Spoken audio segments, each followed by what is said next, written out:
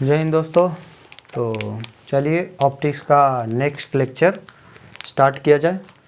तो हमने previous classes में इमेज का फॉर्मेशन देखा था और कनकेव और कॉन्वेक्स दोनों से हो गया, प्लेन से भी हमने देख रखा है। और प्रिंसिपल एक्सिस के परपेंडिकुलर ना भी रहे, कहीं पे भी रहे, उसका भी हमने देखा था कि किस तरीके से हम इमेज बनाते हैं। हमको सिर्फ सिंपल ये फंडा यूज करना है, लॉ ऑफ रिफ्लेक्शन 100% यूज करना है जब हमको इमेज का फॉर्मेशन करना हो। और दूसरे चीज़ कि आफ्टर रिफ्लेक्शन जिस पॉइंट पे आपको रे इंटरसेक्ट करता है तो वहाँ पे हमारा इमेज बनता है। तो हम एटलीस्ट 2 रे लेते थे इमेज बनाने के लिए, और वो हमने देख रखा, सारा हमारा क्लियर हो गया, ठीक ना। तो अब हमारा अगला जो टॉपिक है वो है लेंस फार्मूला, नहीं मिरर फार्मूला, सॉरी। तो mirror formula 1/u plus 1/v बराबर 1/f, यानी relation between image distance, object distance and focus of mirror, ठीक ना। उसमें क्या रिलेशन है उसी को हम मिरर फार्मूला बोलते हैं, ठीक। तो हम उसको देखेंगे और ये किसी एक लेंस के द्वारा हम इसको अगर प्रूव कर दें, ठीक है रन, किसी एक लेंस के द्वारा किसी एक मिरर के द्वारा, कोई भी मिरर के द्वारा हम इसको प्रूव करते हैं और वो वैलिड सभी मिरर के लिए होगा, ठीक है। तो कनकेव या कॉन्वेक्स किसी भी मिरर से आप इसको प्रूव कर सकते हैं। बाकी आप दोनों पैरेलल लेके चल सकते हैं, दोनों इमेज बनाइए दोनों द्वारा और आप आराम से इसको क्लियर कर सकते हैं। तो यहाँ से हमारा एक हम कॉनकेव मिरर ले रखे हैं, कॉनकेव मिरर लेते हैं और इसका फोकस ये पहले तो सेंटर ये सब घूमा, तो यहाँ पे सपोज करो ये सेंटर हो गया और ये इसका आधा हमारा फोकस है ना। ऑब्जेक्ट कहीं पे भी रखते हैं, यहाँ पे मान लो कि ऑब्जेक्ट है और पॉइंट ऑब्जेक्ट ही लेंगे प्रूफ करने में। प्रूफ क्या, इमेज तो पॉइंट का ही हम बनाते हैं पूरा। अगर आप बात करें इन लार्ज ऑब्जेक्ट का तो हम कुछ सिमेट्री का इस्तेमाल करके करते थे, आप पहले देख चुके हैं और जो क्लास देखा वो समझ सकता है। तो एक पॉइंट ऑब्जेक्ट है और इसका हम इमेज बनाना चाह रहे हैं क्योंकि हमें प्रूव करना है u v और f में रिलेशन। तो ऑब्जेक्ट है यहाँ पे, तो ऑब्जेक्ट डिस्टेंस ये फोकस है, इमेज डिस्टेंस भी हमको चाहिए। तो यहाँ से 2 रे लेंगे एटलीस्ट। तो ऐसा बनाइए, ये ऑब्जेक्ट है और इस ऑब्जेक्ट से क्या काला ही से कर दें, क्या ब्लैक से ही करते हैं। ये ऑब्जेक्ट से रे गया और रे जाने के बाद आप यहाँ से एक नॉर्मल तो बनाना ही है ना, बिना नॉर्मल के तो काम चलेगा ही नहीं। तो ये हमारा नॉर्मल बनाते हैं, सही से बनाइएगा क्योंकि हमारे पास स्केल नहीं है। तो हमें तो इतना ही एंगल, ये पूरा हम एक लाइन ही बना देते हैं क्योंकि हमें प्रूफ करने की ज़रूरत है यहाँ। तो बड़ा सा बनाइए और ये हमारा और रिफ्लेक्ट हो करके हमारा फिर से कहाँ जाएगा, कहीं से ये जाएगा, जितना ये एंगल है उतना ही बनाते हुए ये रिफ्लेक्ट होगा। और ये ऐसा कुछ सपोज करो ऐसे निकल गया, ये रिफ्लेक्ट हो गया, ठीक है। तो एक रे तो ऐसे हो गया, दूसरा रे ये इधर गया, इसी पे हम करें नॉर्मली जा रहा है और ये नॉर्मली है तो फिर से रिफ्लेक्ट। तो ये दोनों कहाँ पे, यहाँ पे इंटरसेक्ट किया तो ये ऑब्जेक्ट बन गया, हमारा ऑब्जेक्ट का इमेज यहाँ पे बन गया। ये ऑब्जेक्ट है ओ से मान लेते हैं और ये इमेज है आई से मान लेते हैं, ठीक। कुछ नामकरण कर लेते हैं पॉइंट्स का। ये P पॉइंट है, नहीं इसको पोल है तो पोल को P मानेंगे। ये M मान लीजिए, इसको M पॉइंट, ये पॉइंट M मान लीजिए। और यहाँ से हम एक परपेंडिकुलर लाइन ड्रॉ करेंगे और इस पॉइंट को आप एन मान लीजिए, ठीक। और कुछ एंगल हम मान लेते हैं, इसको अल्फ़ा मान लीजिए, इसको बीटा मान लीजिए और इसको गामा मान लीजिए। और ये चूँकि ये दोनों क्या होंगे, इक्वल होंगे, आई मान लीजिए इसको, ठीक ना। इसको आप आई मान लीजिए या थीटा मान लीजिए, तो ये भी थीटा ही हो जाएगा। ये दोनों, ये अगर थीटा है, एंगल ऑफ इंसिडेंट और एंगल ऑफ रिफ्लेक्टेड दोनों, एंगल ऑफ रिफ्लेक्शन दोनों बराबर होगा, तो दोनों थीटा हो जाएगा, ठीक है। तो देखिए यहाँ से हम अल्फ़ा बीटा गामा थीटा ये तीनों में रिलेशन हम निकालना चाहेंगे अभी। तो देखिए, in triangle O M C ओ, ये वाला ट्रायंगल क्लियर है। तो इसमें देखिए, ये दो इंटरनल, ये थीटा प्लस अल्फ़ा बराबर बीटा हम कह सकते हैं। इंटरनल एंगल का समेशन एक्सटर्नल एंगल के बराबर होता है ट्रायंगल में, है ना। ऐसा है कुछ ट्रायंगल ये दिया हुआ है और ये अल्फ़ा है और ये थीटा है और ये बीटा है, तो अल्फ़ा प्लस थीटा बराबर बीटा, है ना। अल्फ़ा प्लस थीटा बराबर बीटा। और उसी तरीके से अगला ट्रायंगल देखिए, इन ट्रायंगल सी एम आई में, सी एम आई, तो यहाँ पे भी ये भी थीटा है ना। तो बीटा प्लस थीटा बराबर गामा हो जाएगा। यहाँ से देखिए, बीटा प्लस थीटा बराबर गामा, है ना। यहाँ से अगर कहें कि थीटा बराबर क्या हो गया, बीटा माइनस अल्फ़ा, थीटा का वैल्यू यहाँ पुट कर दीजिए, तो बीटा बराबर जो हो गया beta plus beta minus alpha equal to gamma. तो यहाँ से 2 बीटा बराबर अल्फ़ा प्लस गामा, ये रिलेशन याद रखना, ठीक ना। अब कुछ चीज़ें हैं वो कंसीडर कर लीजिए। और ऑब्जेक्ट डिस्टेंस,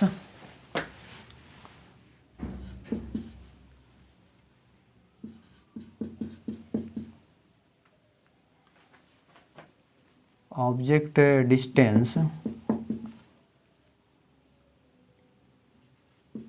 देखिए, विथ देयर साइन कन्वेंशन हम यूज करेंगे, ठीक ना। यहाँ ऑब्जेक्ट है तो ये दूरी जो है u हम मानते हैं, इमेज डिस्टेंस, और ये हमारा ये जो दूरी होता है ये सेंटर है तो ये r हो गया, और ये इमेज दूरी है तो ये v होता है, v मानते हैं, और ये हमारा फोकस दूरी है तो इसको f से रिप्रेजेंट करते हैं, ठीक ना। लेकिन हम विथ देयर साइन कन्वेंशन यहाँ लिखेंगे, और ये कितना हो गया PO, और ये हमारा हो गया, देखिए लाइट हमारा इधर जा रहा है तो पोल से इस साइड में पॉजिटिव होता और इस साइड में निगेटिव होता, क्योंकि लाइट का डायरेक्शन इधर, तो लाइट के डायरेक्शन में पॉजिटिव, लाइट के अपोजिट डायरेक्शन में हम चलते हैं तो निगेटिव, तो ये माइनस u हो जाएगा।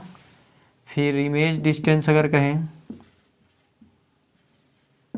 तो वो हो जाएगा PI, और ये भी माइनस b ही होगा क्योंकि इसको में भी लाइट के अपोजिट ही जाना पड़ेगा।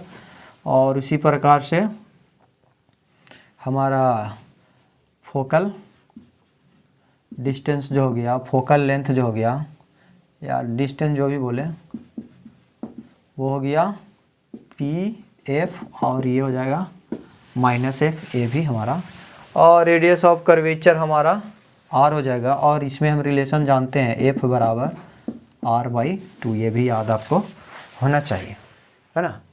अब देखिए,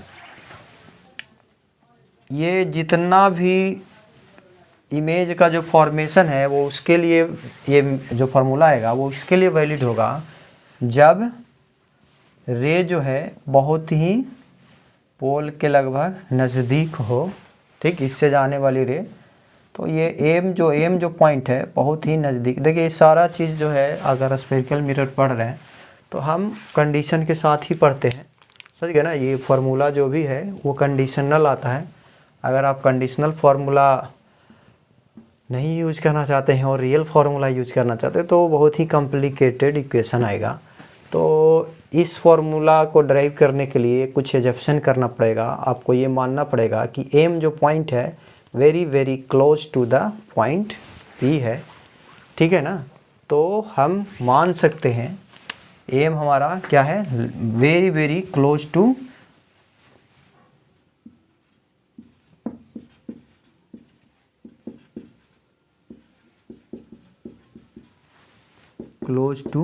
P। सो N और P पॉइंट दोनों लगभग सेम ही हो जाएगा। N आप इसको नज़दीक लाते जाइए तो परपेंडिकुलर लाइन N एकदम नज़दीक होते जाएगा, ठीक है। और दूसरा चीज़ जो है, तो यहाँ से ये अगर दोनों बराबर अगर लगभग हो गया तो हम कह सकते हैं कि PO लगभग बराबर हो जाएगा किसके, NO के, और PI लगभग बराबर हो जाएगा किसके, NI के, और उसी प्रकार से PF लगभग बराबर हो जाएगा NF के। तो ये होने के कारण N लगभग P के दोनों सेम ही पॉइंट आ जाएगा। तो ये दूसरा, और एक हम इसका एक और प्रॉपर्टी, जब ये बहुत नीचे आएगा नज़दीक होगा P के तो अल्फ़ा है जो बहुत छोटा होने लगेगा, है ना। तो अल्फ़ा 1 डिग्री से भी कम हो, ठीक ना। तो अगर ये बहुत कम हो, और ऑब्वियस है जब ये छोटा होगा तो अभी हम इसमें अल्फ़ा, बीटा और गामा तीनों बहुत ही छोटा हो जाएगा जब पॉइंट एम है जो वेरी क्लोज टू पॉइंट किसके, पी के हो। तो पहले तो हम ट्रायंगल से कुछ ट्रिगो का कुछ फंक्शन यूज करते हैं, कुछ फार्मूला यूज करते हैं, और उससे कुछ कंडीशन हमको और बनेगा। देखिए, इन ट्रायंगल OMN ये वाला, ठीक ना। और परपेंडिकुलर ये हो गया। तो यहाँ से हम कह सकते हैं कि tan अल्फ़ा बराबर परपेंडिकुलर बाई बेस ON हो गया, है ना। तो यहाँ से देखिए, हाँ ठीक है। और हमको ये दिया हुआ है कि M point very very close to P, so हमारे पास अल्फ़ा भी क्या हो जाएगा, वेरी वेरी स्मॉल अल्फ़ा। तो अल्फ़ा अगर बहुत छोटा है तो आपको बताया गया है कि एंगल अगर 1 से छोटा होगा तो उसका जो वैल्यू होगा, जैसे ये 0 है तो ये अल्फ़ा लगभग, तो 0 होता है, लगभग 0 टेंड करता है, तो उसका जो वैल्यू है वैल्यू के बराबर एंगल होता है, ठीक ना। या एंगल जो है उसके वैल्यू के बराबर हो जाता है। यानी अल्फ़ा बराबर हम कह सकते हैं, ये अल्फ़ा एंगल हो गया और इसका वैल्यू इतना है, तो अल्फ़ा बराबर MN बाई, और ये साइन और टेन दोनों के लिए यूज होता है। तो यहाँ से हम कह सकते हैं अल्फ़ा बराबर MN बाई ON, ठीक। पहले भी हम ये ऐसा देखे हैं, और ये मैथ का चीज़ है, आपको पढ़ाया गया हुआ है ना। देखिए, tan जब 0 होता है तो tan अगर एंगल 0 होता है तो वैल्यू भी हमारा 0 ही हो जाता है ना। तो इस चलते हैं यहाँ पे जैसे tan 0 डिग्री, तो इसका वैल्यू भी 0, तो जो डिग्री वही उसका वैल्यू, तो जो डिग्री वही उसका वैल्यू। अगर इसका ये बहुत छोटा है तब, ऐसा नहीं कि हमेशा आप उसको करेंगे, क्लियर है। तो एम बहुत नज़दीक रहेगा तो अल्फ़ा बहुत छोटा होगा, और ये फार्मूला हमारा कंडीशनल ही होता है, ठीक। तो यहाँ से अल्फ़ा जो हो गया, ये अल्फ़ा हमारा आ गया, इसको रहने दीजिए, है ना। बीटा उसी प्रकार से निकाल लेंगे इन ट्रायंगल CMN में, और tan बीटा अगर कहेंगे तो MN बाई NC हो जाएगा, और बीटा बराबर जो हो जाएगा MN/NC। फिर उसी प्रकार से ट्रायंगल IMN में tan गामा अगर कहेंगे तो हो जाएगा MN/NI।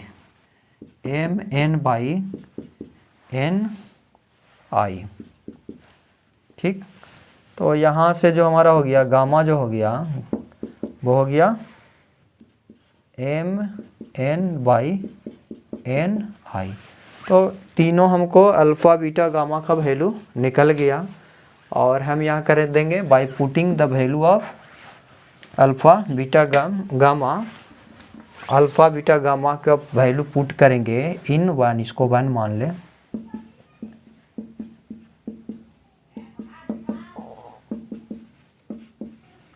Value of alpha beta and gamma in 1 में रखते हैं। तो यहाँ से अल्फ़ा हमारा कितना है, सॉरी बीटा है ना पहले, तो ये 2 है और बीटा का वैल्यू MN/NC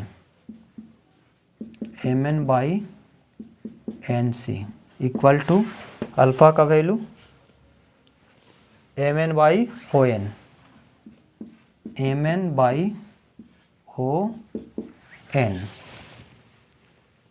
ON क्या है, हाँ ON, ठीक है।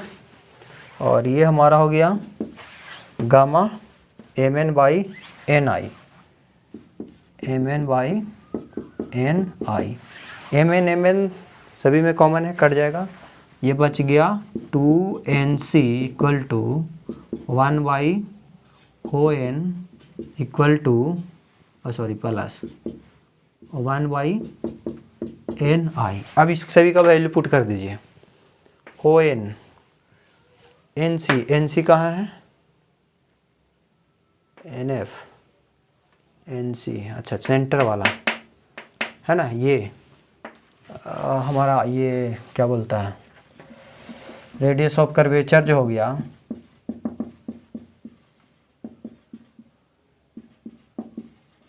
वो हो गया PC और ये -R हो जाएगा, है ना PC। और यहाँ से हम इसको भी लिख सकते थे PC बराबर NC, है ना, PC बराबर NC।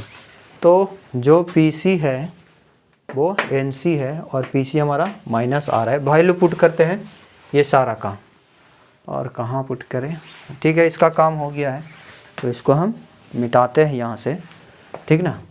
इसका काम हो गया है तो इसको हम मिटा ही देते हैं।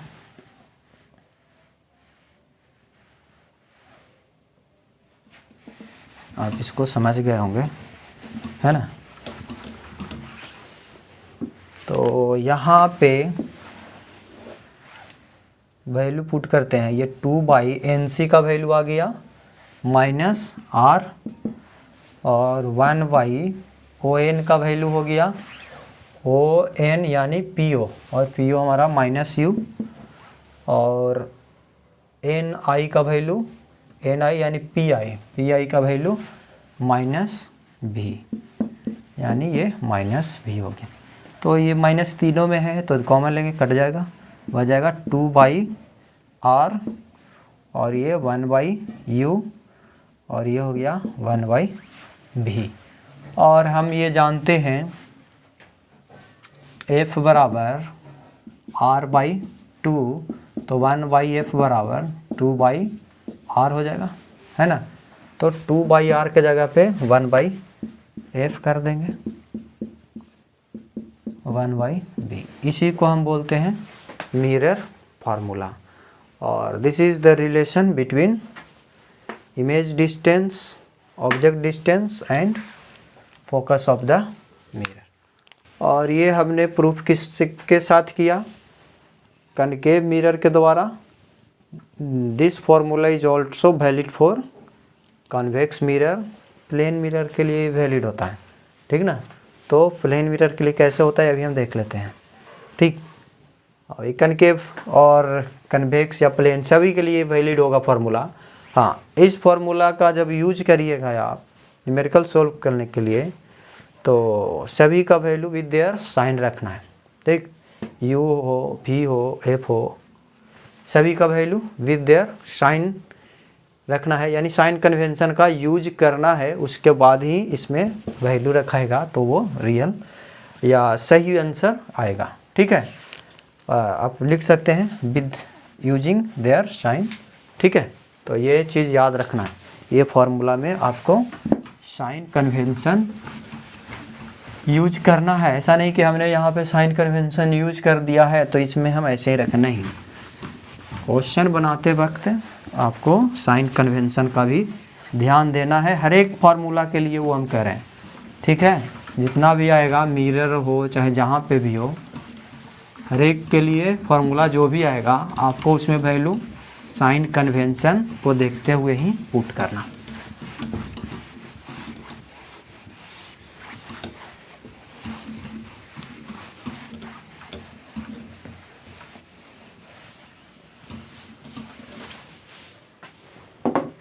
तो ये हमारा मिरर फार्मूला था। अब देखिए ये वाला जो फार्मूला है 1/u प्लस 1/v बराबर 1/f, इसको हमने मिरर फार्मूला बोला था और ये सभी के लिए वैलिड होता है। अगर कोई कहे कि प्लेन मिरर के लिए भी आपको कहे तो देखिए, प्लेन मिरर के केस में क्या होता है कि अगर कोई प्लेन सरफेस है तो इसका कर्वेचर अगर निकालिएगा तो इन्फानाइट होगा, समझ गए ना, यानी आर जो है इन्फानाइट टेंड करेगा, है ना, इन्फानाइट टेंड करेगा। इक्वल नहीं लिखते हैं कभी जब इन्फानाइट होता है चीज़ें तो जब आर इन्फानाइट तो फोकस भी उसका r/2 होता है, तो फोकस भी इसका क्या होगा, इन्फानाइट टेंड करेगा। किसी भी प्लेन चीज़ का अगर स्ट्रेट लाइन का रेडियस पूछेगा तो हम, चूँकि वो इन्फानाइट जाएगा, रियल में तो वो स्फीयर बनेगा ही नहीं, लेकिन हम इन्फानाइट बोलते हैं, ठीक है ना, तो फोकस हमारा इन्फानाइट होगा प्लेन मिरर के लिए। For plane mirror F equal to infinity, तो अगर आप इन्फिनिटी यहाँ पे पुट कर दीजिएगा इस फॉर्मूला में, इन्फिनाइट अगर पुट करते हैं तो 1/u प्लस 1/v बराबर 1/इन्फिनिटी, ए टेंड कर जाएगा 0, है ना, 1/इन्फिनिटी 0, तो 1/u इक्वल टू 1/v 0, और यहाँ से 1/u बराबर माइनस 1/v, रिवर्स कर दीजिए तो u बराबर माइनस v। और ये फार्मूला आप ये प्लेन मिरर जब पढ़ रहे थे तो ये आया था। ठीक है, तो ये फार्मूला सभी के लिए वैलिड होंगे, चाहे वो कनकेव मिरर हो, कन्वेक्स मिरर हो। प्लेन मिरर के लिए ये आ जाता है कंडीशनल है, कंडीशनल क्या, उसको ड्राइव करेंगे, रिजॉल्व करेंगे तो हमको ऐसा फार्मूला मिलेगा। ठीक है, और मैग्नीफिकेशन हमने पढ़ा था मिरर के लिए, और वो क्या होता है आप जानते हैं। तो मैग्नीफिकेशन की अगर बात करें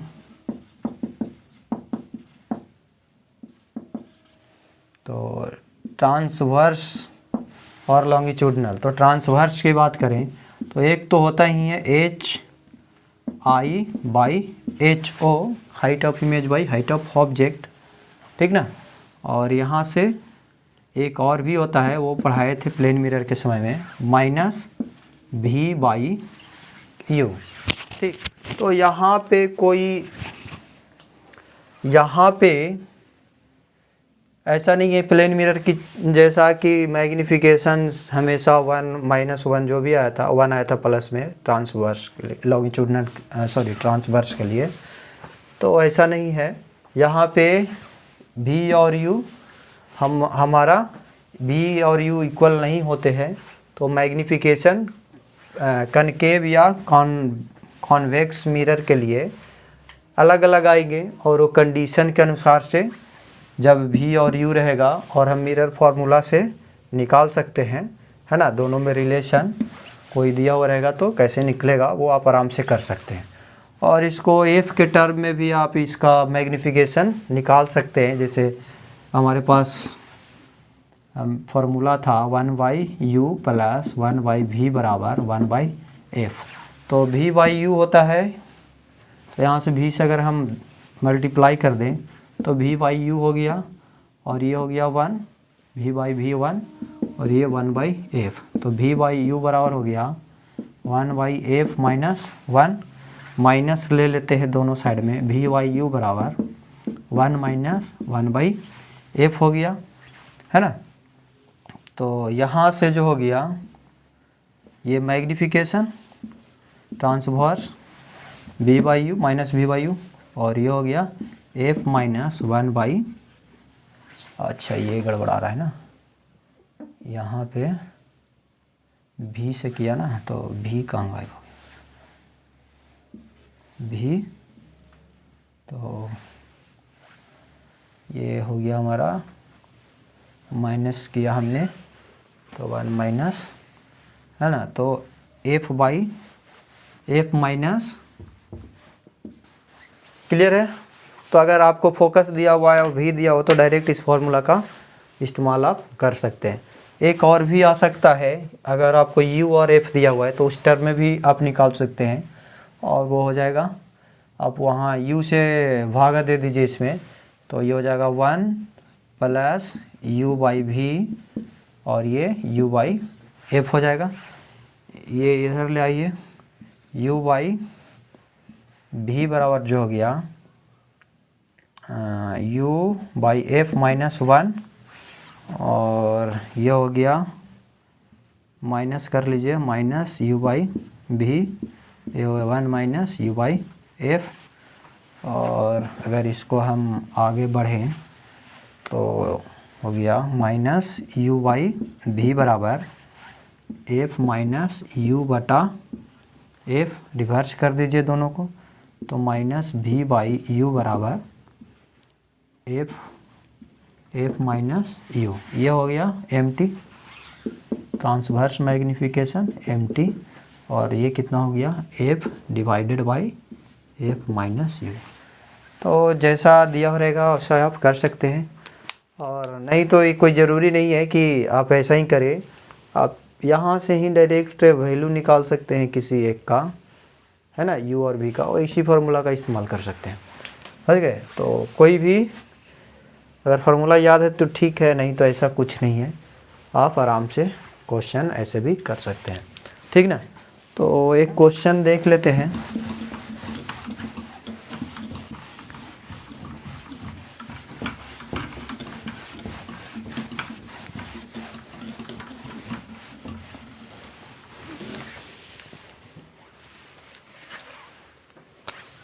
कनकेव मिरर है एक,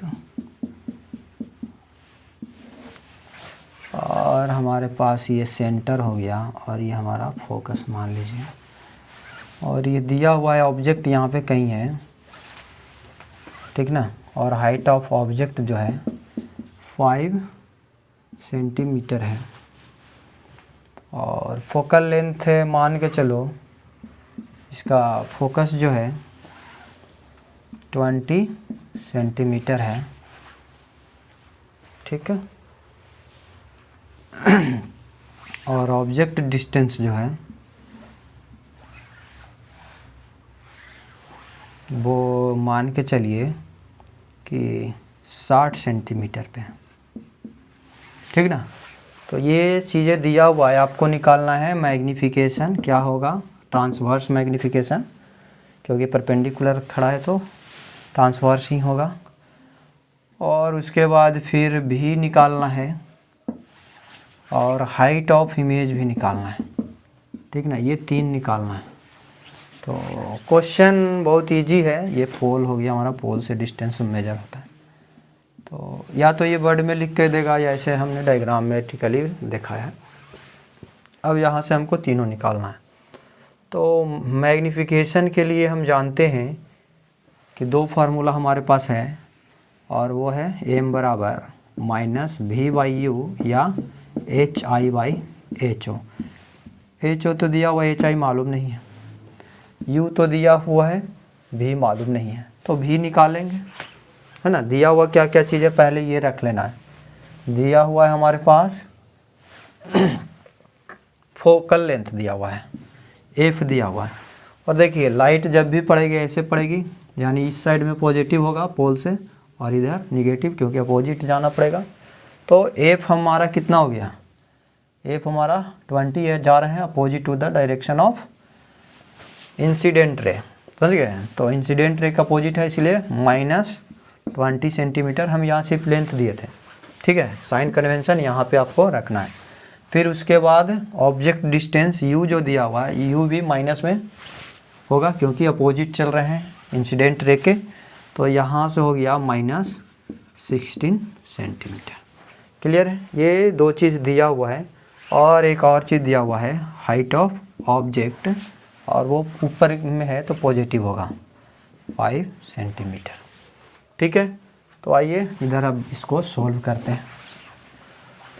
lens formula 1/u plus 1/v बराबर 1/f।